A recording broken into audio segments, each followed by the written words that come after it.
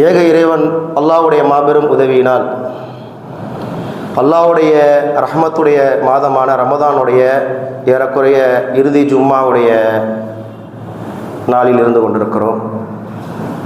அல்லாஹ்வுடைய மாபெரும் உதவியினால் எத்தனையோ மக்கள் இந்த ரமதானுடைய மாதத்தில் உயிரோடு இருந்தும் நோன்பு நோக்க முடியாமல் சிரமத்தில் இருக்கக்கூடிய இந்த நேரத்தில், எத்தனையோ மக்கள் நோன்பு நோற்றும் அமல் செய்ய முடியாமல் இருக்கக்கூடிய இந்த நேரத்தில், எத்தனையோ முஸ்லீம்கள் உலகத்தில் உயிருக்கு அச்சுறுத்தலாக இருக்கக்கூடிய சூழ்நிலையில் வாழ்ந்து கொண்டிருக்கக்கூடிய இந்த நேரத்தில் அல்லாஹ் ரப்புல் ஆலமீன் நம்மை நிம்மதியான சூழ்நிலையில் அவனை வணங்குவதற்கான வாய்ப்பை ஏற்படுத்தியிருக்கிறான். அல்ஹம்துலில்லாஹ் சும்மா அல்ஹம்துலில்லாஹ்.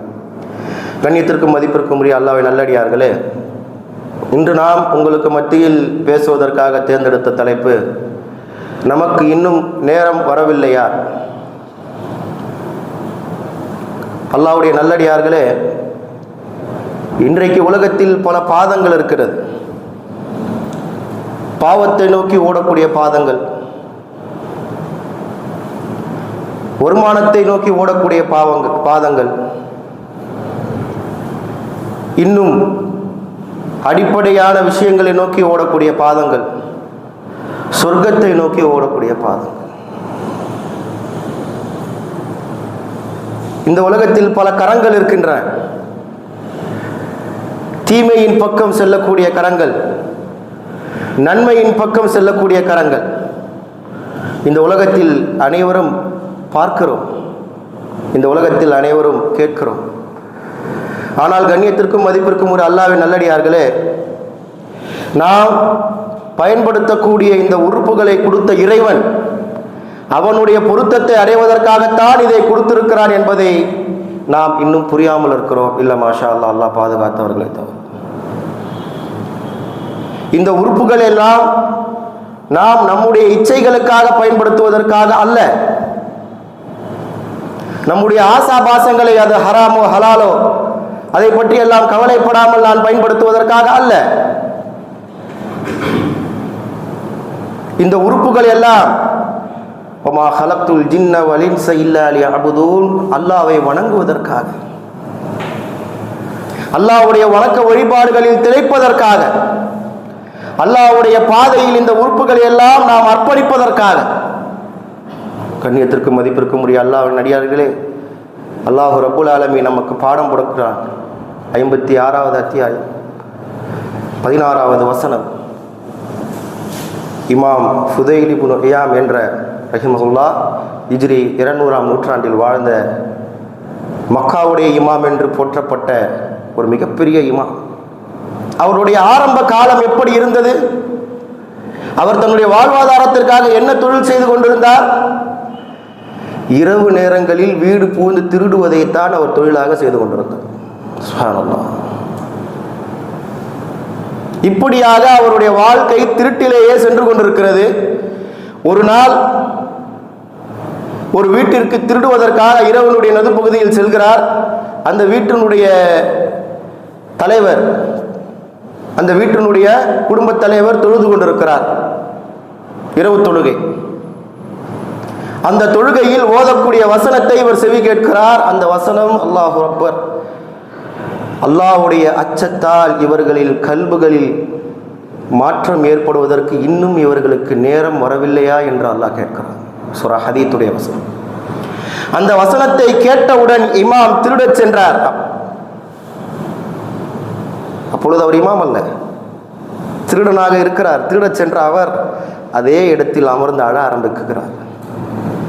என்னுடைய கல்புக்கு இந்த நேரம் அல்லாஹ் ரப்புல் ஆலமீன் மௌத்தை கொடுத்திருந்தால் நான் என்ன ஆகியிருப்பேன்?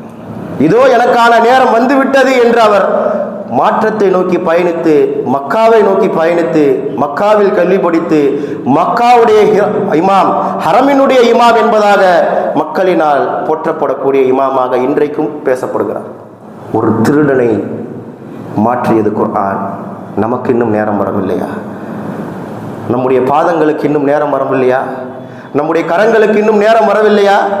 இந்த குர்ஆனின் பக்கம் வருவதற்கு, இந்த குர்ஆன் சொல்லக்கூடிய அமல்களின் பக்கம் வருவதற்கு, இந்த குர்ஆன் சொல்லக்கூடிய வழிகாட்டுதலின் பக்கம் வருவதற்கு ஏதோ சடங்காக சம்பிரதாயமாக நோன்பு மாதம் வந்துவிட்டது, கடமைக்கு நோன்பு வைக்கிறேன், நோன்பு மாதம் வந்துவிட்டது, கடமைக்கு நான் தொழுகிறேன், நோன்பு மாதம் என்று ஓடிக்கொண்டிருக்கிறோமே, நோன்பு மாதம் முடிய போகிறது, அவ்வளவுதானா இதோடு? இதன் பிறகு எது வேணால் செய்து கொள்ளலாமா? அல்லாஹ் பாதுகாக்க வேண்டும். வமா ஹலக்துல் ஜின்ன வல் இன்ஸ இல்லா லியஅபுதூன். நம்மை அல்லாஹ் அதற்காக படைக்கவில்லை. நம்மை அல்லாஹ் படைத்ததன் நோக்கம் நாம் அவனை வணங்கிக் கொண்டே இருக்க வேண்டும். நபியை பார்த்து அல்லாஹ் சொல்கிறான், நபியே, உனக்கு யக்கீன் என்னும் மரணம் வரும் வரை நீ அல்லாஹ்வை வணங்கிக் கொண்டே இரு. ரமதான் முடியும் வரை அல்ல. இந்த குர்ஆன் நம்மிடத்தில் என்ன மாற்றத்தை கொண்டு வந்திருக்கிறது? பரக்கத்திற்காகவா குர்ஆன்? அல்ல, கல்பிற்காக குர்ஆன். கத் அஃப்லஹ மன் ஸக்கா, உள்ளத்தை சுத்தப்படுத்துவதற்காக தான் இந்த குர்ஆன். யார் உள்ளத்தை சுத்தப்படுத்துவார் இந்த குர்ஆனை வைத்து? வஹ்தல்லாஹு ஹக்கா, அல்லாஹ் போய் சொல்ல மாட்டான், அல்லாஹ் உண்மையைத்தான் சொல்லுவான். அல்லாஹ் சொல்லி இருக்கிறான், இந்த குர்ஆன் அல்லாத வேறு ஒன்றில் வெற்றி இல்லை. வல திக்ருல்லாஹி அக்பர், இதுதான் உலகத்திலேயே மிகப்பெரியது. யார் குர்ஆனை வைத்துக் கொண்டு குர்ஆனுடைய வழிகாட்டுதலின்படி வாழ்ந்து கொண்டு இந்த உலகத்தில் எதுவும் இல்லாமல் இருக்கிறார்களோ அவர்கள் அறிந்து கொள்ளட்டும், அவர்களிடத்தில் அனைத்தும் இருக்கிறது. யார் குர்ஆன் அல்லாத வாழ்க்கையில், குர்ஆனுடைய வழிகாட்டுதல் அல்லாத வாழ்க்கையில் வாழ்ந்து கொண்டிருக்கிறார்களோ அவர்கள் அறிந்து கொள்ளட்டும், அவர்களிடத்தில் எது இருந்தாலும் சரி அவர்களுக்கு அது ஒருபோதும் பிரயோஜனப்படாது. லா ஹவுல வலா குவத்த இல்லா. உங்களுக்கு மத்தியில் சாலிம் என்ற ஒரு நபித்தோழரை பற்றி நினைவுபடுத்த விரும்புகிறேன். சாலிம் என்றுதான் சொல்லுவோம், உமர் இப்னு கத்தாப் என்று சொல்லுவோம் அல்லவா, தந்தையோட பெயரோடு சேர்த்து ரலியல்லாஹு அன்ஹு. இப்படி ஒரு நபித்தோழர் சொல்லும்போது என்ன செய்வோம்?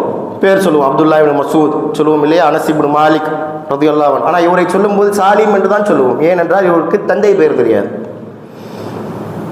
இவர் யார் என்று சொன்னால், கால் நரம்புகள், காலுடைய எலும்புகள் சிறுத்த, வயிறு ஒட்டிய, கருப்பினத்தை சேர்ந்த அடிமையாக இருந்தவர். இவருடைய எஜமானன் இவரை சந்தையில் வைத்து விற்று கொண்டிருக்கிறார். காலையில் இருந்து இவரை வைத்துக் கொண்டு கூவி கூவி விற்கிறார். இவர் விற்பதை இவர் வாங்குவதற்கு ஆள் இல்லை. இஸ்லாமிற்கு முந்தைய வாழ்க்கை. மதியம் வரை பார்த்த இவருடைய எஜமானன் இவரிடத்திலேயே சொல்கிறார், சாலிமே, உன்னோடு நிற்பதற்கு எனக்கு அவமானமாக இருக்கிறது, ஆதலால் நான் உன்னை இங்கேயே விட்டு செல்கிறேன். உன்னையே நீ விட்டுக்கொள். தன்னையே அவர் விட்டுக்கொள்ள சொல்லி யார் சொல்றாரு? எஜமான சொல்றாரு, நீ உன்னையே வித்துட்டு நீ என்னிடத்துல வந்து நீ வித்த பணத்தை கொடுத்துட்டு நீ போயிரு. எஜமானன் மதியானம் அவரை கைவிட்டுட்டு போயிடுறாரு. அதன் பிறகு அவர் தன்னை கூவி கூவி விற்கிறார். சுப்ஹானல்லாஹ், எப்படிப்பட்ட ஒரு இழிநிலையை பாருங்கள். சுப்ஹானல்லாஹ், கூவி கூவி விற்கிறார், வாங்குவதற்கு ஆள் இல்லை. அல்லாஹ் அக்பர். அந்த சந்தையில் அபு ஹுதைஃபா என்ற மக்காவை சேர்ந்த ஒரு செல்வந்தருடைய மனைவி வருகிறார்கள். இவருடைய அந்த நிலையை பார்த்து இவர் மீது பரிதாபப்பட்டு இவரை விலைக்கு வாங்கிக் கொள்கிறார்கள். விலைக்கு வாங்கி மக்காவுக்கு அழைத்து செல்கிறார்கள். அபு ஹுதைஃபா மக்காவுடைய செல்வந்தர்களில் ஒரு மிகப்பெரிய செல்வந்தர். அபு ஹுதைஃபா அவர்கள் தன்னுடைய மனைவி இந்த அடிமையை வாங்கி வந்த பிறகு இந்த அடிமையுடைய செயல்பாடுகளை பார்க்கிறார். ஆள் பார்க்க அசிங்கமாக இருக்கிறார், ஆனால் குணம் தங்கமாக இருக்கிறது. அபு ஹுதைஃபாவிற்கு பிள்ளை இல்லை. தன் மனைவியிடத்தில், என் மனைவியே, இந்த சாலிமை எனக்கு நீ என்ன செய், விட்டுக்கொடு என்று கேட்கிறார். அதற்கு அந்த மனைவியும் அன்பளிப்பாக தந்து விடுகிறார்கள். அரபுகளிடத்தில் ஒரு வழக்கம் இருக்கிறது, சந்ததி இல்லாதவர்கள் ஏதாவது ஒரு சந்ததியை தத்தெடுத்தால் மக்களுக்கு மத்தியில், மக்கள் ஒன்று கூடிருக்கக்கூடிய இடக்கு மத்தியில் சென்று அறிவிப்பு செய்வார்கள். நான் இவன் இனிமேல் என்னுடைய மகன் என்பதாக. அபு ஹுதைஃபா என்ன செய்கிறார், மக்காவுடைய சந்தைக்கு சென்று மக்களிடத்தில், இவன் இனிமேல் சாலிம் மட்டுமல்ல சாலிம் இப்னு அபு ஹுதைஃபா என்று அறிவிப்பு செய்கிறார்கள்.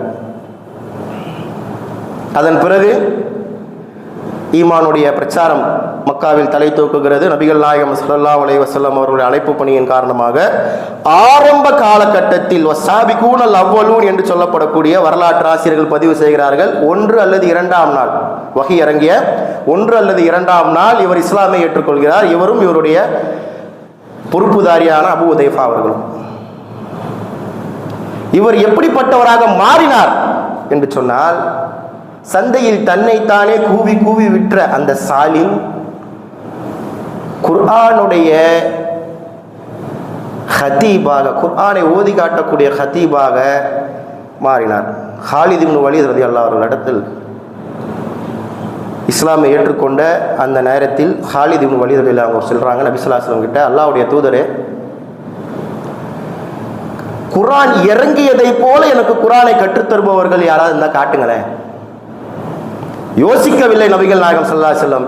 இதோ இருக்கிறார் பாருங்கள் இந்த சாலிம், இவரை நீங்கள் பிடித்துக் கொள்ளுங்கள் என்று சொன்னார்கள்.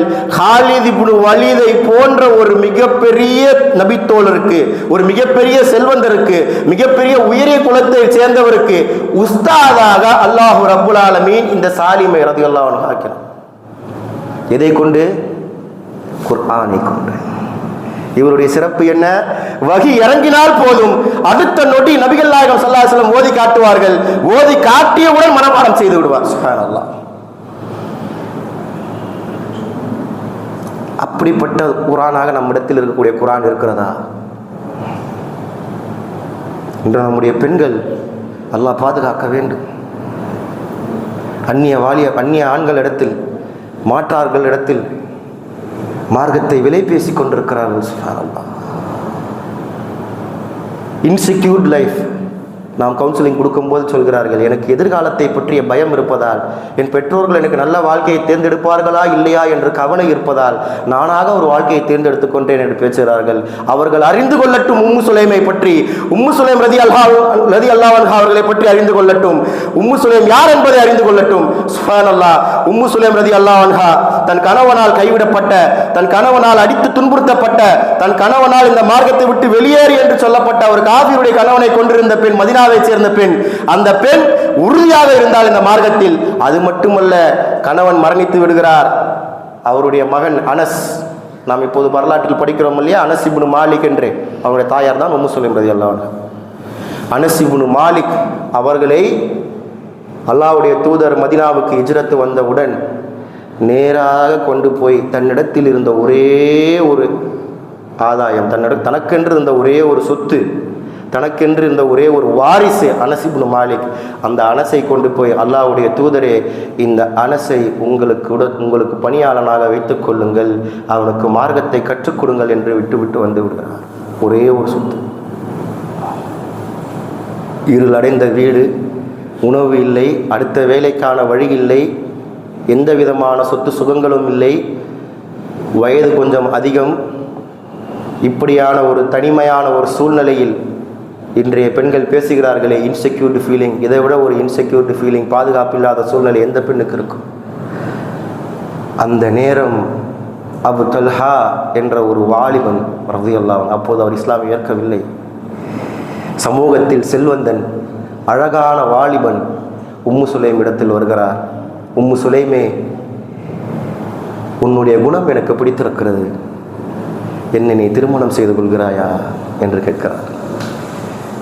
அந்த நேரத்தில் மூமினான ஆண் மூப்பினான பெண்ணை தான் திருமணம் முடிக்க வேண்டும் என்ற சட்டம் கிடையாது, மார்க்கத்தில் தடை கிடையாது. எந்த விதமான மார்க்க விஷயத்தையும் முழுமைப்படுத்தாத காலகட்டம். நினைத்திருந்தால் முடித்திருக்கலாம். வாலிபனாக இருக்கிறான், அந்த பெண்ணோ இவரை விட வயது மூப்பு, உம்மு சுலைம் ரலியல்லாஹு அன்ஹா. செல்வந்தனாக இருக்கிறார், சமூகத்தில் அந்தஸ்துடையவனாக இருக்கிறார், அழகாக இருக்கிறார், இதற்கு மேல் என்ன வேண்டும்? ஆனால் உம்மு சுலைம் ரலியல்லாஹு அன்ஹா சொன்னார்கள், சட்டம் இல்லாமல் இருக்கலாம், எனக்கு ஈமான் இருக்கிறது என்பதை அந்த பெண் வெளிக்காட்டினாள். என்ன சொன்னால், அபு தல்ஹாவே, நீ வேறு நான் வேறு, நீ நஜீஸை வணங்கி கொண்டிருக்கிறாய், நீ ஒரு கட்டையை வணங்கி கொண்டிருக்கிறாய், நீ ஒரு கல்லை வணங்கி கொண்டிருக்கிறாய், நான் இந்த வானத்தையும் பூமியும் படைத்த இரட்சகனை வணங்கி கொண்டிருக்கிறேன், உனக்கும் எனக்கும் ஒட்டு வராது என்பதாக, ஒட்டும் வேண்டாம் உறவும் வேண்டாம் என்பதாக எடுத்து வீசுகிறார். அபு தல்ஹாவுடைய உள்ளம் உடைந்து போகிறது. அபு தல்ஹா கேட்கிறார், நான் இந்த கொள்கையை விட்டு இந்த சத்தியத்தின் பக்கம் வர வேண்டும் என்றால் நான் என்ன செய்ய வேண்டும் என்று கேட்கிறார். அந்த சத்தியத்தின் பக்கம் வர வேண்டும் என்பதற்காக நபிகள் நாயகம் ஸல்லல்லாஹு அலைஹி வஸல்லம் அவரிடத்தில் வழிகாட்ட அனுப்புகிறார்கள். இஸ்லாமை ஏற்கிறார். உலகத்திலேயே ஒரு பெண்மணி ஒரு ஈமானை மகராக பெற்றாள் என்றால், ஒரு ஈமானை மகராக பெற்றாள் என்றால் அது உம்மு சுலைம் ரலியல்லாஹு அன்ஹா அவங்கதான். பிற்காலத்தில் நபிகள் நாயகம் ஸல்லல்லாஹு அலைஹி வஸல்லம் அவர்களை பாதுகாப்பதற்காக உஹதுடைய போரில் தன் உடலை கேடயமாக ஆக்கிய நபித்தோழர் அபு தல்ஹா வாழும் ஷஹீத் என்று சொல்லப்பட்டார்கள் நபிகள் நாயகம் ஸல்லல்லாஹு அலைஹி வஸல்லம் அவர்களால். எந்த பெண்மணியால்?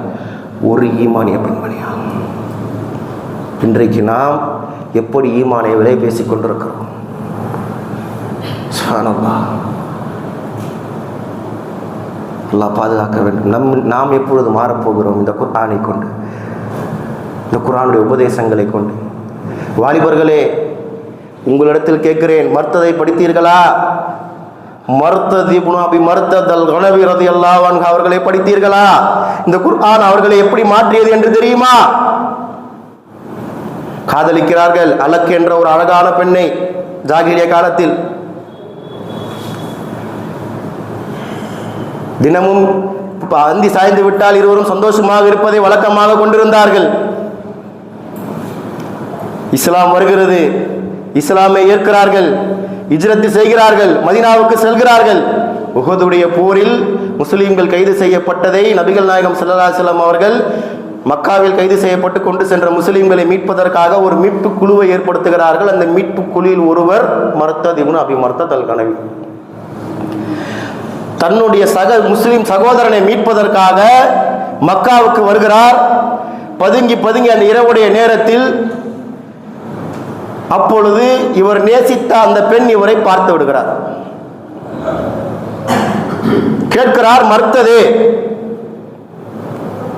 உன்னோட நான் இருந்து எத்தனை நாட்கள் ஆகிவிட்டது, உன்னை நான் பிரிந்து மிகவும் தவித்துக் கொண்டிருக்கிறேன், வா நாம் சந்தோஷமாக இருப்போம் என்று அந்த பெண் அழைக்கிறாள்.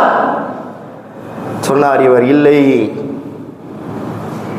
நான் முன்பை போல் இல்லை, நான் இப்பொழுது முஸ்லீம், அல்லாஹ் எனக்கு விபச்சாரத்தை தடை செய்து விட்டான், உன் அழைப்புக்கு நான் பதில் தர மாட்டேன் என்று சொன்னார்கள்.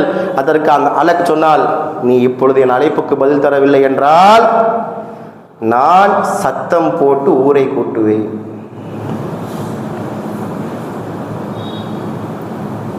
சத்தம் போட்டு ஊரை கூட்டுறாங்க. அதன் பிறகு ஒரு சில சம்பவங்கள் நடக்குது. அந்த ஊர்லேருந்து இவர் சென்ற வேலையை செய்து அங்கே உள்ள நபித்தோழர் ஒருவரை, சிறைப்பட்டிருந்த நபித்தோழர் ஒருவரை மீட்டு மதீனாவுக்கு கொண்டு வந்துடுறார். ஆனால் சைத்தான் இவருடைய உள்ளத்தில் வஸ்வாசை போட்டு விடுகிறார். இவருடைய உள்ளம் அந்த பெண்ணை நாடுகிறது. அல்லாஹ்வுடைய தூதரிடத்தில் இவருடைய அந்த உணர்வை வெளிப்படுத்துவதற்காக வரார். அல்லாஹ்வுடைய தூதரே, எனக்கு அனுமதி கொடுங்க, எனக்கு அலக்க திருமணம் முடிக்கணும். இவருடைய சூழ்நிலையை புரிந்து கொண்ட நம்ம ஹபீப் ரசூலுல்லாஹ் ஸல்லல்லாஹு அலைஹி வஸல்லம் அவர்கள் இவரை எடுத்திருந்து பேசவில்லை. ஷைத்தான் இவரை குழப்பத்தில் ஆழ்த்தி விட்டான் என்பதை உணர்ந்து கொண்டு மௌனமாக இருக்கிறார்கள். இரண்டாவது முறை கேட்கிறார், மூன்றாவது முறை கேட்கிறார். அதன் பிறகு அல்லாஹ் பதில் தருகிறான். ஈமான் கொண்டவர்களுக்கு விபச்சாரியான பெண்ணையோ விபச்சாரியான ஆணையோ திருமணம் முடிப்பதற்கு அனுமதி இல்லை என்பதை நபியே நீங்கள் சொல்லிவிடுங்கள் என்பதாக சூரா நூறுடைய வசனத்தால் இறக்கிறாங்க. ஒரு விஷயத்துல இப்போ வகி வந்துருச்சு, சொல்லிதாகணும். ரசூல் ஸல்லல்லாஹு அலைஹி வஸல்லம் மோதி காட்டுறாங்க. சுத்தி இருக்கிற சஹாபாக்கெல்லாம் பயந்துட்டு இருந்தாங்க, இவர் என்ன செய்ய போறாரோ, இவருடைய உள்ளத்தில் உள்ள ஆர்வத்தில் இவர் என்ன பண்ண போறாருன்னு நினைச்சாங்க. ஆனா நடந்தது என்ன தெரியுமா? சந்தோஷத்தில் துள்ளி குதித்தார். எந்த நபித்தோழருக்கும் புரியவில்லை. இவர் கேட்ட அனுமதியை எல்லாம் மறுத்து விட்டிருக்க இவர் ஏன் சிரித்துக் கொண்டிருக்கிறார் என்பதை எல்லாரும் யோசித்துக் கொண்டிருக்க ஒருவர் சென்று கேட்கிறார், ஏன் நீங்கள் இன்னும் உங்களது அனுமதியை பெறாமல் இருக்கிறீர்களே, உங்களுக்கு தடுக்கப்பட்டிருக்கிறது, நீங்கள் கேட்ட விஷயம், ஏன் நீங்கள் இவ்வளவு புன்முறுவலோடு சந்தோஷத்தில் இருக்கிறீர்கள் என்று கேட்கும்போது அவர் சொன்னார், அந்த வசனத்தை கவனித்தீர்கள், அந்த வசனத்தை கவனித்ததால் தான் கேட்கிறேன் என்று இவர் சொல்றார், ஈமான் கொண்டவர்களுக்கு விபச்சாரியான பெண்ணையும் விபச்சாரியான ஆணையும் திருமணம் முடிக்கிறது ஆகுமானதல்ல என்று அல்லாஹ் சொன்னான் அல்லவா? ஆம் சொன்னான். அப்படி என்றால் அல்லாஹ் என்னுடைய ஈமானை ஏற்றுக்கொண்டு விட்டான் அல்லவா? ஆம், அது போதும், எனக்கு எவர் கிடைத்தால் என்ன, கிடைக்கவில்லை என்றால் என்ன, என் ஈமானை அல்லாஹ் ஏற்று சான்றளித்து விட்டான், இந்த வெற்றி எனக்கு போதுமானது, வேறு எதுவும் எனக்கு தேவையில்லை என்பதாக அந்த குர்ஆன் அவர்களை மாற்றியது. அந்த மாற்றம் நம்மிடத்தில் இருக்கிறதா? சுப்ஹானல்லாஹ். ஏதோ நோன்பு வைத்தோ, சகருக்கு ஒரு விருந்து, இஃப்தாருக்கு ஒரு விருந்து, இரவு நல்ல நித்திரை என்று வாழ்க்கையை இன்பமாக கழித்து கொண்டிருக்கிறோமே. என்ன மாற்றத்தை இந்த குர்ஆன் நம்மிடத்தில் கொண்டு வந்திருக்கிறது. இந்த ரமதான் முடிய போகிறதே, என்ன மாற்றத்தை நாம் அடைய இருக்கிறோம், எந்த பாவத்தை நாம் விட போகிறோம், எந்த நன்மையின் பக்கம் நாம் நம்முடைய செயலை அதிகரிக்க போகிறோம்.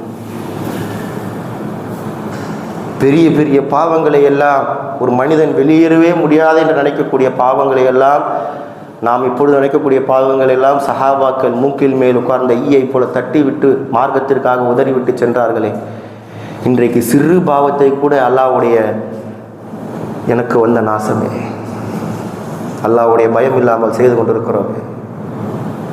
மாலி ஹாதல் கிதாப், அல்லாஹ் கொடுப்பானே கையில உன்னுடைய புத்தகத்தை படி, என்ன சொல்ல போகிறோம்? மாலி ஹாதல் கிதாப், இது என்ன புத்தகம் இது? யா வைலத்தனா, எனக்கு வந்த நாசமே, எனக்கு வந்த கேடே, நான் செய்த சிறியதையோ பெரியதையோ இது விட்டு வைக்க இல்லையே. இதை மாற்றி தருபவர்கள் யாராவது இருக்கிறார்களா? இதை அழித்து தருபவர்கள் யாராவது இருக்கிறார்களா என்று அந்த நாளில் கதறுவதற்கு முன்னால், கண்ணியத்திற்குரிய மதிப்பிற்குரிய பெரியவர்களே, சகோதரர்களே, இப்பொழுது அல்லாஹ்விடத்தில் இறைஞ்சுங்கள், இப்பொழுது அல்லாஹ்விடத்தில் கதறுங்கள். இந்த ரமலானுக்கு பிறகு இந்த பாவம் என்னிடத்தில் இருக்காது யா அல்லாஹ் என்று அல்லாஹ்விடத்தில் உத்தரவாதம் கொடுங்கள். இந்த நன்மை என்னிடத்தில் தினமும் இருக்கும் யா அல்லாஹ் என்று அல்லாஹ்விடத்தில் உத்தரவாதம் கொடுங்கள். அல்லாஹ் உங்களது பாவங்களை மன்னிப்பான், அல்லாஹ் உங்கள் மீது கருணை காட்டுவார். இங்கு கருணையை எதிர்பார்க்காதவர் அங்கு கருணை எதிர்பார்க்க முடியாது. இங்கு அல்லாஹ்வை பயப்படாதவர் அங்கு பயப்பட்டு பிரயோஜனம் இல்லை. இங்கு அல்லாஹ்வுடைய அச்சம் இல்லாதவர் அங்கு அச்சப்பட்டு பிரயோஜனம் இல்லை. இங்கு சைதா செய்யாதவர் அங்கு சைதா செய்து பிரயோஜனம் இல்லை. அல்லாஹ் பாதுகாக்க வேண்டும். ரப்பி இர்ஜிஊன், ரப்பி இர்ஜிஊன் என்று அன்று கதறுவது பிரயோஜனம் இல்லை. இன்று நான் சொல்கிறேன், அஸ்தக்ஃபிருல்லாஹ், அஸ்தக்ஃபிருல்லாஹ் வ அத்தூபு இலைஹி என்று சொல்வதுதான் நமக்கு சிறந்ததே தவிர, அங்கு போய் நான் திரும்பி அனுப்பி என்னை திரும்பி அனுப்பி என்று கேட்பது நமக்கு எந்த பயனும் அளிக்காது என்பதை நாம் புரிந்து கொள்ள வேண்டும். அல்லாஹ்வுடைய நல்லடியார்களாக நாம் மாற வேண்டும். மாற்றத்துக்கான வாய்ப்பு இது.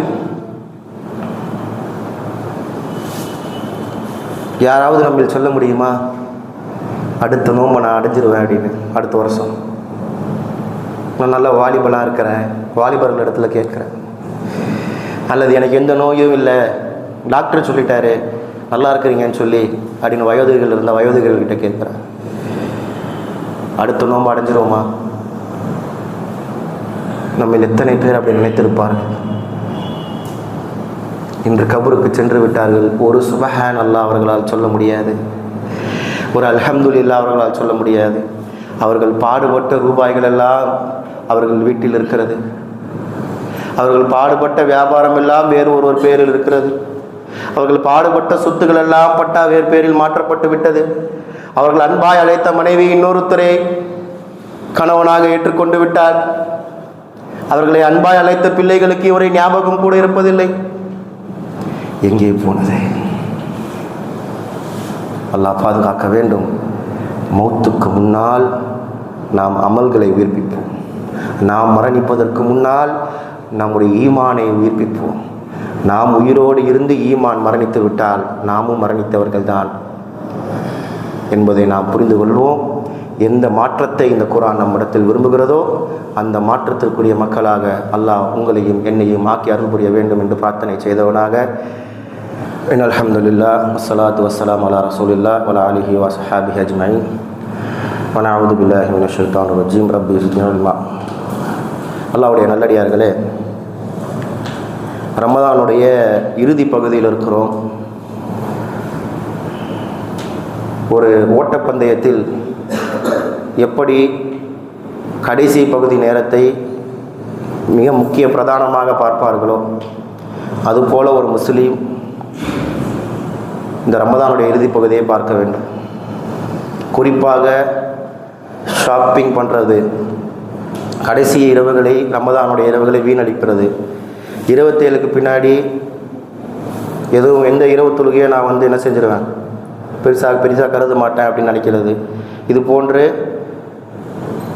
பொடுபோக்காக சைத்தானுடைய வலையில் நாம் சிக்கிடக்கூடாது. எந்த ஒரு அமலும் அதனுடைய முடிவை வைத்து தான் முடிவு செய்யப்படுகிறது. இப்போ ரமதானுடைய முடிவை நாம் சரியான முறையில் பயன்படுத்த வேண்டும். 29 30 அல்லாஹ் ஆலம், அல்லாஹ் மிக அறிந்தவன். எதுவாக இருந்தாலும் முழுமையாக நாம் அதை என்ன செய்யணும், பயன்படுத்தணும். ரமதானுடைய இரவுகள் நாம் ஒருபோது என்ன செஞ்சிடக்கூடாது, வீணடிச்சிடக்கூடாது. பெருநாள் ட்ரெஸ் எடுக்கணும், இது மாதிரி அது செய்யணும் இது செய்யணும் அப்படின்னா முன்னாடியே வாங்கி வச்சுருக்கணும். அப்படி இல்லை அப்படின்னா நம்ம இன்றைக்கி வேறு வழியில் ஆன்லைன் பண்ணிடணும். ரமதானோட இரவுகள் என்ன செஞ்சிடாதீங்க, வீணடிக்காதீங்க. அப்படி ரொம்ப பண்ணி தான் ஆகணும் அப்படின்னா பகலுக்கு போயிருங்க. ரமதானுடைய இரவு 29 கூட இருக்கலாம், லைலத்துல் கதர் 27 தாங்கிறது நிச்சயம் கிடையாது. கடைசி 10 என்ற நபிகள் நாயகம் ஸல்லல்லாஹு அலைஹி வஸல்லம் ரிவாயத்திற்கு கடைசி 7 வலியுறுத்தப்பட்டதற்கு, கடைசி 7 ரொம்ப வலியுறுத்தப்பட்டது. அப்போது ஒற்றைப்படை இரவுகள் அதில் கொஞ்சம் அதிக முக்கியத்துவம் வாய்ந்தது. ஆனால் ஒற்றைப்படை இரவில் தான் வரும்னு சொல்ல முடியாது. கடைசி 10 எதில் வேணால் வரும். ஆனால் ஒற்றைப்படை இரவுகள் கொஞ்சம் முக்கியமாக பிரதானமாக பார்க்கப்படுது அன்றையிலேருந்து இன்றைய காலம் வரைக்கும். ஆனால் ரமதானுடைய இந்த கடைசி வாய்ப்புகளை வீணடிக்காதீங்க. அல்லாஹ் ரப்புல் ஆலமீன் நம்மை அழைக்கிறான், சாரிஹுலா மக்ஃபிரத்தும் ரப்பிக்கும். அல்லாஹ் ரப்புல் ஆலமீன் நம்மை மன்னிப்பின் பக்கம் அழைக்கிறான். அவனுடைய பாவ மன்னிப்பின் பக்கம் நம்மை அழைப்பவனாக அல்லாஹ் இருக்கிறான். பாவ மன்னிப்பு கேட்கக்கூடியவனாக நாம் இருக்கணும். இந்த மாதத்தை விட்டுட்டு யார் பாவ மன்னிப்பை பெறாமல் இந்த மாதத்தை கடக்கிறாங்களோ அவங்களுக்கு நாசம் உண்டாகட்டும் என்று நபிகள் நாயகம் ஸல்லல்லாஹு அலைஹி வஸல்லம் அவர்களோ ஒரு ஹதீஸில் வருது. ஜிப்ரீல் அலைஹிஸ்ஸலாம் சொல்ல நபிகள் நாயகம் ஸல்லல்லாஹு அலைஹி வஸல்லம் ஆமீன் சொன்னாங்கன்னு ஒரு ஹதீஸில் வருது. அப்போ நாம் கொஞ்சம் கவனமாக இருக்க வேண்டிய இறுதி பகுதி. அதனால் இதில் கவனமற்று இருக்காதீங்க, பொடுபோக்காக இருக்காதீங்க. இந்த நோன்புக்கு அப்புறம் நம்ம அடுத்த நோன்பு இருப்போமா, அல்லாஹ் ஆலம், நம்ம பெருநாள் அடையிறோமா? ஆனால் அல்லாஹ்விடத்தில் நல்ல ஆதரவு வைத்து இந்த நோன்பு ஏற்றுக்கொள்ளப்படுவதற்கான சாத்தியக்கூறுகளாக இருக்கக்கூடிய இறுதி பகுதியை நம்ம வீணடிச்சிடக்கூடாது. அதே போல் ரமதானுக்கு பிந்திய வாழ்க்கை, ரமதான் ஒரு அமல் ஏற்றுக்கொள்ளப்பட்டதா இல்லையா என்பதை நாம் இந்த பூமியில் சான்று பெற வேண்டும். அப்படின்னா அந்த ரமதானுக்கு பிறகு அதில் சில அமல்கள் நம்ம கேரி பண்ணணும். ரமதானில் தொடர்ச்சியாக குர்ஆன் ஓதி கொண்டிருந்தோம் அப்படின்னா அட்லீஸ்ட் ஒரு ஜுஸு 1 ஜுஸு ஒரு நாளைக்கு ஓதணும். அப்படின்னா அட்லீஸ்ட் ஒரு 4 பேஜ் 5 பேஜாவது ஒரு நாளைக்கு ஓதுற பழக்கத்தை தொடர்ச்சியாக வளமையாக்கி வச்சுக்கோங்க. இரவு தொழுகையில் தனியாக நின்று தொழக்கூடிய வழக்கம் ரமதானில் பழகிருந்தீங்க அப்படின்னா அதை விட்டுறாதீங்க. இது ஒரு பயிற்சி பட்டறை ரமதான். இதில் பயிற்சி பெற்றதை மற்ற நாளில் நம்ம என்ன செய்யணும், செயல்படுத்தணும். அப்போ எந்த ஒரு அமலும் தொடர்ச்சியாக செய்யப்பட்டாலே தவிர அல்லாஹ்விடத்தில் அது வெயிட் இருக்காது. நபிகள் நாயகம் ஸல்லல்லாஹு அலைஹி வஸல்லம் காட்டிய வழி என்ன, எந்த ஒரு அமலும் அது குறைவாக இருந்தாலும் சரி, எது தொடர்ச்சியாக செய்யப்படுமோ அது அல்லாஹ்விடத்தில் வெயிட் ஜாஸ்தி. அப்போ அல்லாஹ்விடத்தில் அந்த பொருத்தத்தை பெறக்கூடிய, அல்லாஹ்வுடைய அந்த கருணையின் பக்கம் செல்லக்கூடிய, அல்லாஹ்வுடைய அந்த நிலையான அழைக்கிறான் இல்லையா, அல் மாலு வல் பனூன் ஜீனத்துல் ஹயாத்துத் துன்யா வல் பாக்கியாத்து சாலிஹாத். இந்த உலகத்தில் செல்வமும் பிள்ளைகளும் அலங்காரங்கள்.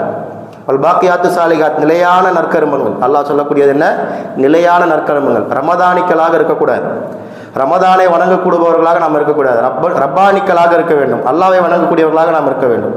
அப்படிப்பட்ட நல்ல மக்களாக அல்லாஹ் உங்களையும் என்னையும் ஆக்கி அருள் புரிய வேண்டும். சிரமத்தில் இருக்கக்கூடிய ஒவ்வொரு முஸ்லீம்களையும் அல்லாஹ் பாதுகாக்க வேண்டும்.